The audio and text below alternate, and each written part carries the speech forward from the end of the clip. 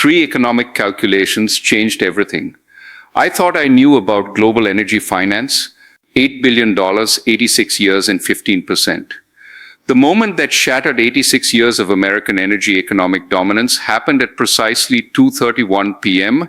Mexico City time, and it began with a single signature on a document that will redraw the global financial energy map forever. I was reviewing international monetary assessments when my contact at the Treasury Department called with economic intelligence that made my blood run cold.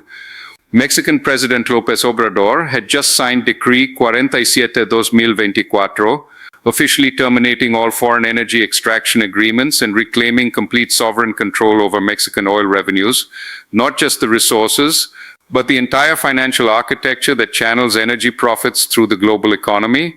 Not since Lázaro Cárdenas nationalized Mexico's oil industry in 1938 has such a seismic shift occurred in North American energy economics. But here's what makes this moment truly revolutionary from an economic perspective.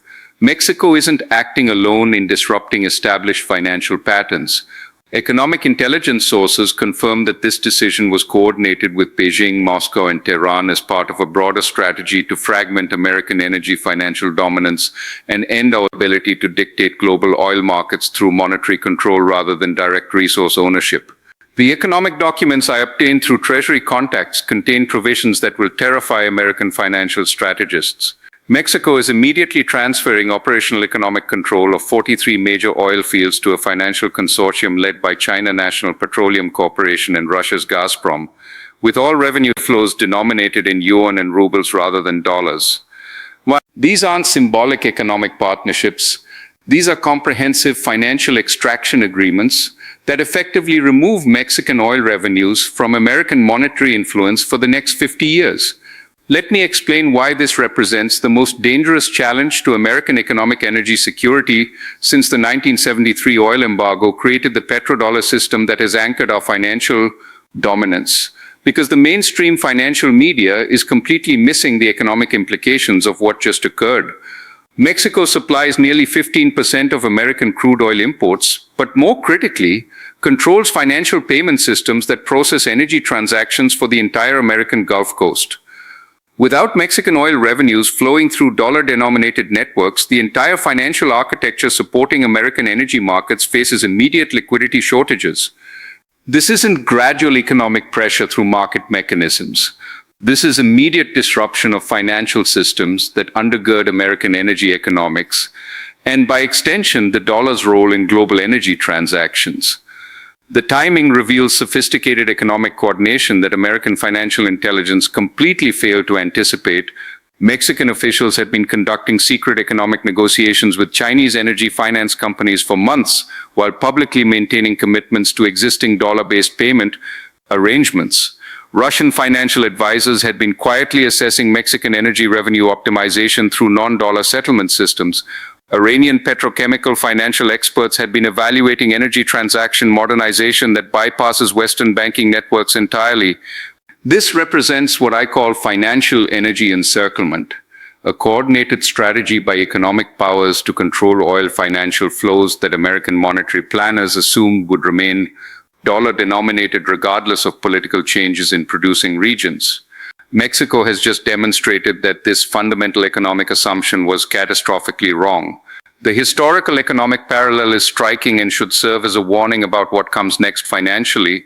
When Cárdenas nationalized Mexican oil in 1938, American and British companies controlled over 70% of Mexican energy revenues through financial arrangements that resembled economic colonialism more than sovereign monetary partnerships. The nationalization triggered immediate financial sanctions and economic isolation that lasted for decades. But Mexico survived that economic pressure and ultimately thrived under national control of energy revenues rather than foreign monetary extraction. Today's Mexico is far stronger economically and has powerful financial allies that didn't exist in 1938. China needs Mexican oil revenues settled in yuan to reduce dependence on dollar-based energy transactions vulnerable to American financial sanctions. Russia requires Mexican financial partnerships to maintain global market access despite Western monetary exclusions from SWIFT banking systems. The economic implications are already cascading through American energy financial markets in ways that reveal how dependent our monetary system has become on Mexican energy revenue flows processed through dollar networks. Financial futures contracts for West Texas Intermediate crude spiked immediately upon news of the decree. More critically, currency markets began pricing in reduced demand for dollars in energy transactions as Mexican oil sales shift to yuan and ruble settlement. But here's what should terrify American economic strategists most about this financial development. The monetary infrastructure that processes Mexican energy revenues cannot easily switch to alternative financial systems without massive investment and lengthy conversion periods that could take years to complete. American financial institutions were specifically designed to handle Mexican energy revenue flows with dollar denomination requirements and banking network dependencies that differ substantially from other monetary systems. Chinese yuan energy transactions require different banking protocols that many American financial institutions don't possess. Russian ruble energy settlements need specialized monetary frameworks that bypass SWIFT systems entirely. Mexico has effectively created a financial chokehold on American energy monetary operations that cannot be easily circumvented through traditional banking mechanisms or monetary policy pressure. This represents precisely the kind of asymmetric economic leverage that rising financial powers use against established monetary hegemons when they cannot challenge American economic dominance directly through conventional financial competition. The economic dimensions reveal coordination that extends far beyond bilateral Mexican-Chinese financial cooperation. Russian financial advisors have been training Mexican economists on enhanced energy revenue optimization techniques that could increase monetary independence beyond current American financial consumption requirements. Iranian petrochemical financial specialists have been developing plans for Mexican energy transaction expansion that would enable direct sales to Asian markets using non-dollar monetary settlements. This isn't just about removing Mexican energy revenues from American financial control. It's about building alternative monetary networks that bypass American financial systems and reduce global dependence on dollar-denominated oil transactions that have provided the foundation for American monetary hegemony. Every barrel of Mexican oil sold to China in yuan rather than dollars weakens the petrodollar system that has anchored American financial dominance since the 1970s. Each ruble-denominated energy transaction with Russia further erodes dollar demand in global energy markets. The immediate financial response from Washington has been predictably aggressive and economically counterproductive. Threats of financial sanctions that could drive Mexico deeper into Chinese monetary orbit, banking pressure that validates Mexican arguments about American interference in sovereign economic decisions, on monetary challenges that ignore the fundamental principle of national financial sovereignty over energy revenues. American energy financial executives are privately acknowledging what government economic officials refuse to admit publicly. We lack the monetary leverage to reverse Mexican energy nationalization without triggering broader financial confrontations that could destabilize the entire North American economic system. Military options against Mexico are obviously impossible given geographical proximity and economic integration that would devastate American energy imports. Financial sanctions would harm American monetary interests more than Mexican ones, given our dependence on Mexican energy revenue flows and the economic integration of North American financial systems. Monetary isolation is meaningless when Mexico has powerful financial allies eager to deepen energy economic partnerships outside the dollar system. The economic alliance implications extend throughout the Western Hemisphere in ways that compound American monetary vulnerabilities.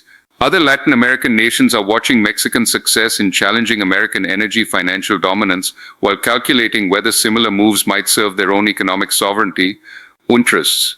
Brazil controls enormous offshore oil reserves that American companies have accessed through financial partnerships that assume continued Brazilian compliance with dollar-denominated energy transactions and American monetary preferences.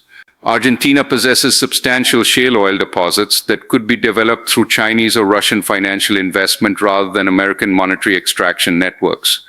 Venezuela obviously represents the largest oil reserves in the hemisphere, but remains under financial sanctions that prevent American monetary access to their energy revenues. If Mexico can successfully nationalize oil financial systems and transfer monetary control to Chinese and Russian economic networks without facing devastating American financial retaliation, Other Latin American nations may conclude that similar strategies could enhance their sovereign control over energy revenues while reducing dependence on American monetary systems. The technological economic dimensions reveal how completely the energy financial landscape has changed since Mexico's previous nationalization in 1938. Modern energy revenue processing requires sophisticated financial technology and monetary expertise that only major economic powers possess. China has developed advanced financial transaction technology for energy settlements that rivals American monetary capabilities. Russia maintains some of the world's most experienced energy finance specialists despite Western financial exclusions.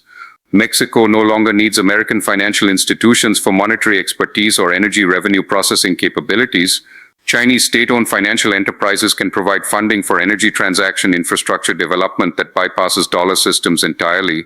Russian financial specialists can train Mexican economists on enhanced energy revenue optimization methods that maximize economic independence from American monetary influence. This technological economic independence eliminates the financial leverage that enabled American monetary institutions to maintain privileged access to Mexican energy revenues even when political relationships became strained. Mexico can now choose financial partners based on economic strategic considerations rather than technological monetary dependencies that previously favored American financial systems. The monetary implications reveal vulnerabilities in American energy financial planning that extend far beyond immediate revenue disruptions. American financial institutions have invested billions in Mexican energy revenue processing infrastructure that could be nationalized without compensation under international economic law precedents established by previous financial nationalizations. American energy companies face potential losses of financial assets that could reshape corporate monetary strategies throughout the sector. These represent sunk financial costs that cannot be recovered through alternative deployment if Mexico maintains nationalization policies supported by Chinese and Russian economic partners.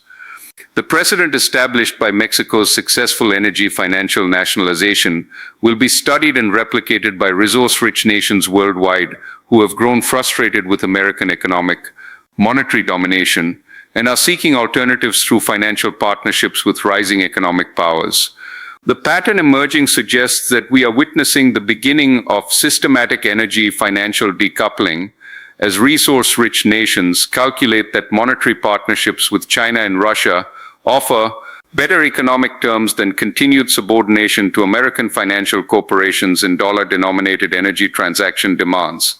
Mexico's energy financial nationalization represents the first major crack in American monetary energy dominance that has defined global financial markets since the petrodollar system was established after World War II. The assumption that friendly governments would maintain American corporate financial access to critical energy revenues regardless of political changes has been shattered by Mexican willingness to transfer monetary control to American economic adversaries. The broader implications extend beyond energy financial security to fundamental questions about American monetary leverage and economic alliance reliability. If traditional partners like Mexico can successfully challenge American financial interests without facing devastating monetary retaliation, how reliable are American economic commitments to allies who face similar financial pressures from rising economic powers? The strategic economic environment has fundamentally changed in ways that cannot be reversed through traditional American approaches to energy financial diplomacy. Mexican success in transferring energy monetary control to Chinese and Russian financial companies without facing catastrophic economic consequences will encourage similar actions by nations worldwide. American energy financial dominance, which seemed unshakable for 8 decades, has been successfully challenged through legal nationalization supported by alternative monetary partnerships that make American financial retaliation economically and politically problematic. The unipolar moment in global energy financial markets has ended. American financial institutions can no longer assume automatic access to critical energy revenues in friendly nations. The monopoly on energy monetary infrastructure that enabled American economic leverage for generations has been broken through coordinated legal economic warfare rather than military confrontation. History will remember Mexico's energy financial nationalization as the moment when 86 years of American monetary energy control ended not through revolution or war, but through sovereign economic decisions supported by rising financial powers that offer alternatives to American monetary dominance. The message to resource-rich nations worldwide is clear from an economic perspective. Alternatives to American energy financial partnerships exist and can be implemented without triggering devastating monetary retaliation. The era of unchallenged American energy monetary dominance is over, and the multipolar financial future has begun beneath our own economic soil.